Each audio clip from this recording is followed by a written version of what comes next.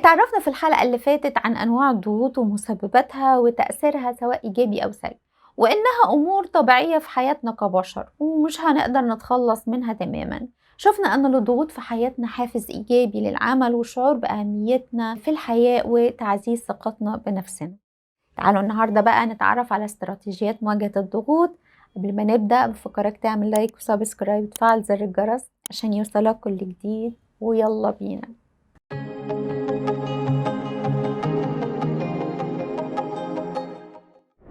ايه هي مهارة إدارة الضغوط؟ هي عملية التحكم في ضبط مستوى التوتر اللي ممكن نعاني منه بسبب المسؤوليات والأعباء والمتغيرات النفسية والاجتماعية والاقتصادية، واللي بالتأكيد مش ممكن هنتخلص منها تمام. مهم إننا نتعامل معاها بحكمة ومرونة وكفاءة ومهارة عشان نقدر نحافظ على التوازن المطلوب في كل جوانب حياتنا بين الحياة الشخصية والأسرية والعملية وغيرها.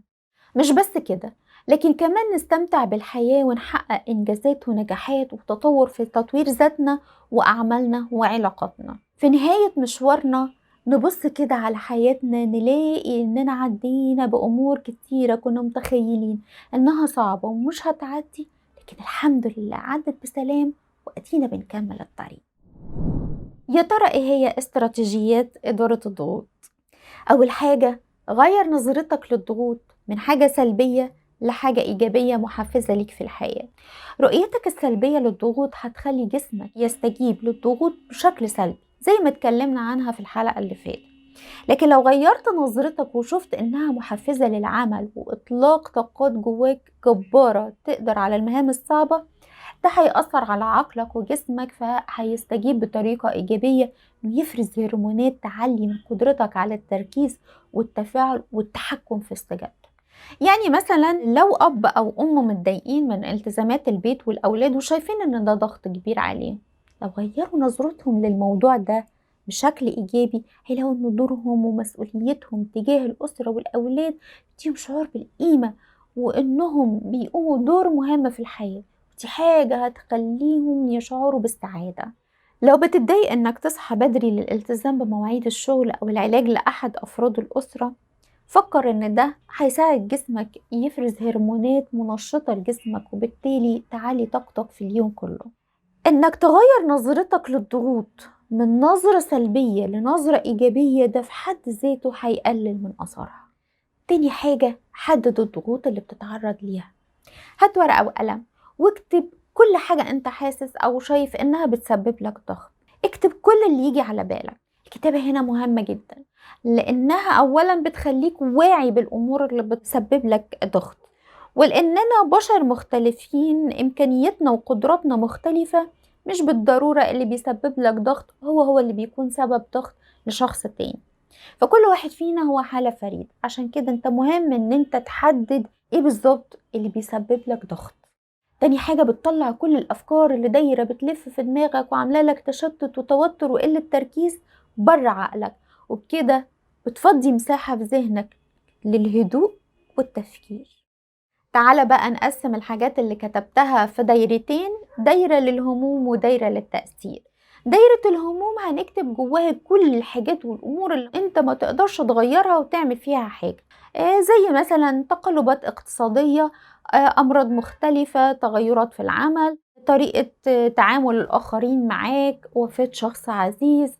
يعني باختصار أي مشكلة خارجة عن نطاق سيطرتك، ودي كلها أمور انت محتاج تقبلها برضا وسلام نفسي وكمان تتعلم منها. دايرة التأثير، اكتب كل حاجة انت تقدر تأثر عليها بشكل إيجابي. هي مشاكل تتعلق بسلوكياتنا وداخل نطاق تأثيرنا، زي التزاماتنا تجاه نفسنا والبيت والعيلة والشغل والأصدقاء. في دايرة التأثير نقدر نستخدم مهارات كتيرة تساعدنا في تحسين جودة استجابتنا وبالتالي سلوكياتنا. رابع حاجة، الصلاة والدعاء. الصلاة والدعاء والتضرع إلى الله سبحانه وتعالى ده بيدي هدوء وسكينة للنفس وسلام كبير. إحساسنا بأن ربنا واخد باله مننا ومن أحبائنا دي حاجة بتريح جدا وتدينا طاقة نكمل في طريقنا. تعجبني قوي الصلاة اللي بتقول: يا إلهي اديني الشجاعة لتغيير الأشياء التي أقدر أن أغيرها واللي مفروض أن أغيرها، واديني السكينة والهدوء على تقبل الأشياء اللي مش في إيدي إن أنا أغيرها، وأرجوك يا رب تديني الحكمة عشان أعرف الفرق بينهم. خلي عندك متانة نفسية، يعني نفسية قوية فيها احتمال وصبر وجلد وعزيمة لا تقهر. خليك مرن إن في أمور ممكن تلغيها أو تأجلها لوقت تاني مناسب. اهتم بنوعية نومك، يعني ممكن تنام عدد ساعات قليل لكن يكون كافي بالنسبة ليك، من عدد ساعات كتير بس مشوش بأفكار كتيرة تعمل لك أرق. الكلام الكتير والنقاشات الجامدة أو مشاهدة أفلام الرعب وغيرها من الأمور دي بتأثر على عقلك الباطن، وبالتالي بتقلل جودة نومك. عشان كده قبل ما تنام اسمع موسيقى هادية، واقرا كتاب لطيف، صلي، مارس تمارين استرخاء، كلها حاجات هتساعدك على نوم هادئ. تامن حاجة، مارس هوايات محببة ليك، ده بيريح ذهنك وبيعادل تأثير الضغوط عليك.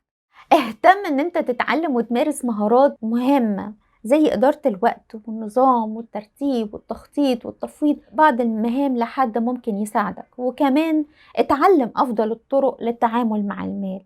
مهم قوي انك تفضفض مع صديق أمين وواعي، فرغ معاه كل المشاعر السلبية، ده في حد ذاته بيريح كتير قوي قوي قوي، وبيعيد للذهن نشاطه وحيويته.